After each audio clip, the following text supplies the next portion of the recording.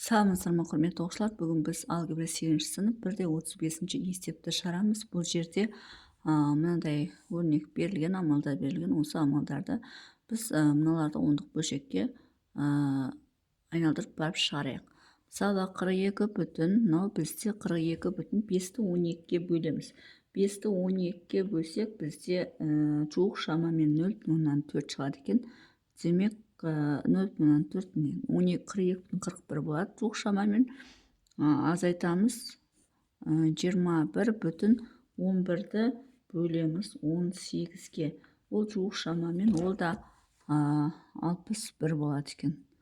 Енді азайтамыз, екінші жақшаны жазамыз. 25 азайту минус. Енді 4 бүтін 1-ді 9-ға бөлеміз. 1 бөлу 9 бізде жуық шамамен 0,11. Сонда енді барып есептеп шығарамыз. Бірінші мына жақшаны аламыз, яғни 42 бүтін 41-ден аламыз 21 бүтін 61-ді. Сонда одан 20 бүтін 8 шығады екен. Азайту енді 25-тен аламыз 4 бүтін 11-ді, ол бізде 20 бүтін 89 болады.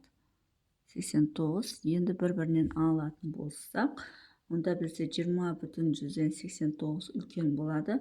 Олай болатын болса, минус 0 бүтін 9 болады. Өйткені мынау бізде үлкен, үлкеннің таңбасы қойылады. Сонда минус 0 бүтін 9 болады екен. Бірінші есептің жауабы жуық шамамен алғанда. Оқушылар, қателесіп кетпейміз. Бөлшек түрінде емес, ондық бөлшек түрінде жазып жатырмыз. Екінші, яғни жай бөлшекті ондық бөлшекке айналдырып жазып жатырмыз. 2 бүтін 2-ден 1 бөлу 3 бүтін 3-тен 2 бөлу 7 бүтін 2-ден 1 бөлу 7 бүтін 3-тен 1 көбейту 5 бүтін 4-ден 1 көбейту 21-ден 4 дейді.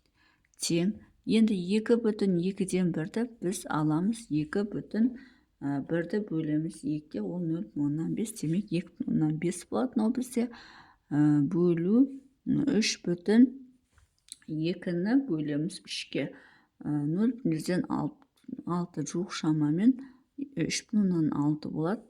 Бөлу 3,6, енді оны 3,7 деп жазайық. Себебі бір-бірлік беріледі, 3,7 деп жазайық. 0,1 дәлдікпен алып жатырмыз. Енді бөлу екінші жақшада 7 бүтін 5 болады. Бөлу 7 бүтін, енді 1-ді 3-ге бөлеміз, ол 0, бөлеміз 3-ге 0 бүтін 133. 7,3 деп алайық. Көбейту 5 бүтін 1-ді 4-ге бөлсек 0 бүтін 125, демек 5 бүтін 125 болады. Көбейту енді 4-ді бөлеміз 21-ге. Ол бізде 0,19 болады. Жуық шамамен 0,19. Енді барлығын не істедік біз? Ондық бөлшекке айналдырып алдық.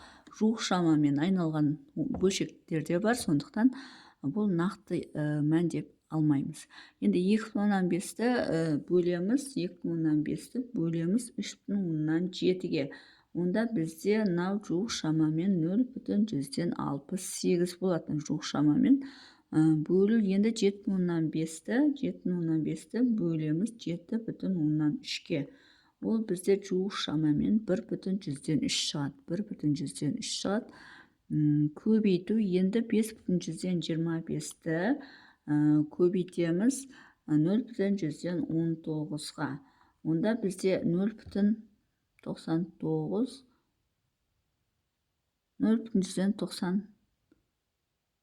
Так. Жуық шамамен 0,99. Мынау болады бізде 0,9975.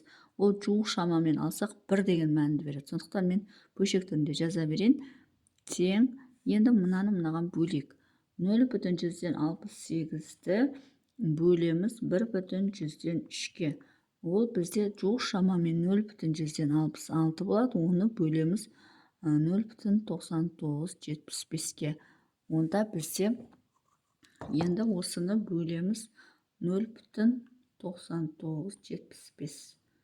Ол бізде жуық шамамен 0,66-ның өзі шығады екен. 0,66-ны бөлеміз 0,9075. Иә? Неге? Өйткені мына жаңа мен жуық шамамен 1 дедім ғой. Демек жуық шамамен 1 деп алсақ, онда 0,66-ның өзі шығады. Бұл екінші есептің жауабы. Жуық шамамен алғанда. Енді үшіншісін шығарамыз. Үшіншісі. Так, 1,5 көбейту 3 бөлінген 50 қосу 0,2652 бөлу 0,13 азайту 1,30-дан 17 қосу 1,15-тен 13. Енді бұның бәрін жуық шамамен бөлеміз. 1,5 орнына қояйық. 3-ті бөлеміз 50-ге. 3 бөлу 50. Ол бізде болады 0,6 болады екен. Қосу. Енді мына екеуін бірден бөле салайық. 0,26 52-ні бөлеміз 0,13-ге. Ол бізде 2,4 болады екен. Азайту 1,17-ні 30-ға бөлеміз. 17-ні бөлеміз 30-ға. Ол бізде жуық шамамен 0,57 болады екен. 57. Енді жақшаның ішін орындап аламыз. 1,5 көбейту. Енді мына екеуін қосайық. 0,6-ға қосамыз 2,4-ті. Онда бізде 2,1 шығады. Азайту 1,57 болады. Тең 1,5 көбейту. Енді 2,1-ден аламыз 1,57-ні. Ол бізде 0,53 шығады. Енді оны 1,5-ге көбейтеміз. Сонда бізде есептің жауабы 0,795 болады екен. Бұл бізде үшінші есептің жауабы.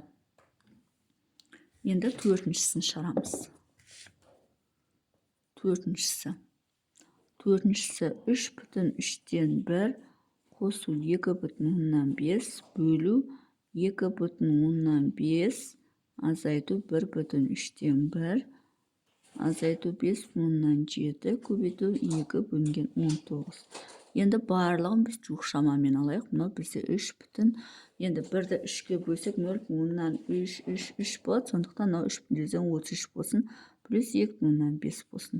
Бөлу 2,5 азайту. Мынау да 1,3 болады. Минус 5,7 көбейту 2-ні енді 19-ға бөлеміз. Ол жуық шамамен бізде 0,11 болады. 0,11 жуық шамамен.